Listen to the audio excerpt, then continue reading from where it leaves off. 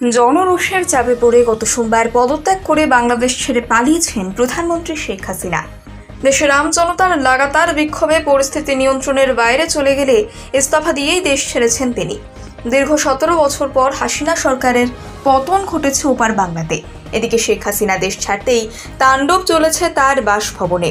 চুরি, ভাঙচুর, লুট কিছুই বাদ যায়নি। রেহাই পাননি জাতির জনক বঙ্গবন্ধু শেখ মুজিবুর রহমানও।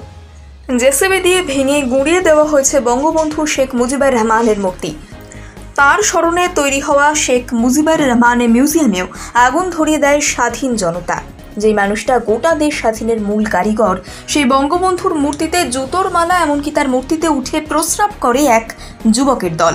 তবে এপার বাংলায় আজও বঙ্গবন্ধুর স্মৃতি আজও সুরক্ষিত। কলকাতার 114 বছরের পুরনো প্রাচীন হস্টেলের আনাচে কানাচে আজও জড়িয়ে আছে শেখ মুজিবুর রহমানের কত স্মৃতি, কত কথা।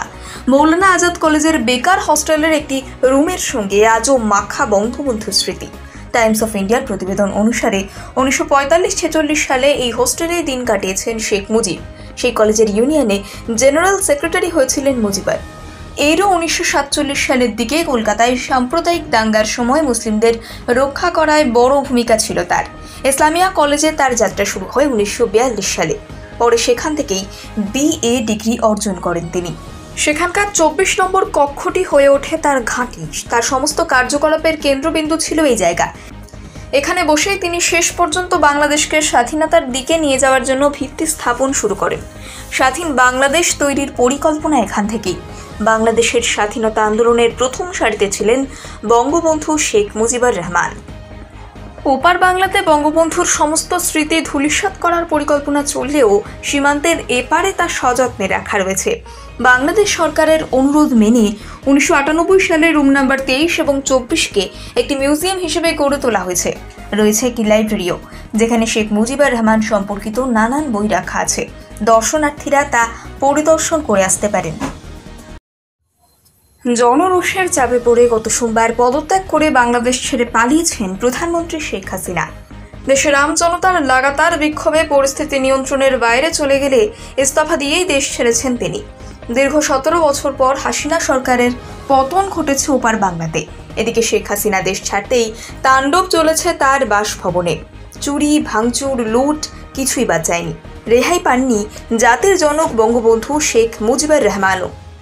জেসিবি দিয়ে ভেঙে গুঁড়িয়ে দেওয়া হয়েছে বঙ্গবন্ধু শেখ মুজিবুর রহমানের মূর্তি। তার স্মরণে তৈরি হওয়া শেখ মুজিবুর রহমানের মিউজিয়ামেও আগুন ধরিয়ে দেয় স্বাধীন জনতা। যেই মানুষটা গোটা দেশ স্বাধীনের মূল কারিগর, সেই বঙ্গবন্ধুর মূর্তিতে জুতোর মালা, এমনকি তার মূর্তিতে উঠে প্রস্রাব করে এক যুবকের দল। তবে এপার বাংলায় আজও বঙ্গবন্ধুর স্মৃতি আজও সুরক্ষিত। কলকাতার 114 বছরের পুরনো প্রাচীন হস্টেলের আনাচে কানাচে আজও জড়িয়ে আছে শেখ মুজিবুর রহমানের কত স্মৃতি, কত কথা। মৌলানা আজাদ কলেজের বেকার হস্টেলের একটি রুমের সঙ্গে আজও মাখা বঙ্গবন্ধুর স্মৃতি। টাইমস অফ ইন্ডিয়ার প্রতিবেদন অনুসারে 1945-46 সালে এই হোস্টেলে দিন কাটিয়েছেন শেখ মুজিব। সেই কলেজের ইউনিয়নে জেনারেল সেক্রেটারি হয়েছিলেন মুজিবুর। এরও 1947 সালের দিকে কলকাতায় সাম্প্রদায়িক দাঙ্গার সময় মুসলিমদের রক্ষা করায় বড় ভূমিকা ছিল তার। ইসলামিয়া কলেজে তার যাত্রা শুরু হয় 1942 সালে। পরে সেখান থেকেই BA ডিগ্রি অর্জন করেন তিনি। সেখানকার 24 নম্বর কক্ষটি হয়ে ওঠে তার ঘাঁটি। তার সমস্ত কার্যকলাপের কেন্দ্রবিন্দু ছিল এই জায়গা। এখানে বসেই তিনি শেষ পর্যন্ত বাংলাদেশকে স্বাধীনতার দিকে নিয়ে যাওয়ার জন্য ভিত্তি স্থাপন শুরু করেন। স্বাধীন বাংলাদেশ তৈরির পরিকল্পনা এখান থেকেই। বাংলাদেশের স্বাধীনতা আন্দোলনের প্রথম সারিতে ছিলেন বঙ্গবন্ধু শেখ মুজিবুর রহমান। ওপার বাংলাতে বঙ্গবন্ধুর সমস্ত স্মৃতি ধূলিসাৎ করার পরিকল্পনা চললেও সীমান্তের এপারে তা সযত্নে রাখা রয়েছে। বাংলাদেশ সরকারের অনুরোধ মেনে 1998 সালে রুম নাম্বার 23 এবং 24কে একটি মিউজিয়াম হিসেবে গড়ে তোলা হয়েছে। রয়েছে একটি লাইব্রেরিও, যেখানে শেখ মুজিবুর রহমান সম্পর্কিত নানান বই রাখা আছে। দর্শনার্থীরা তা পরিদর্শন করে আসতে পারেন।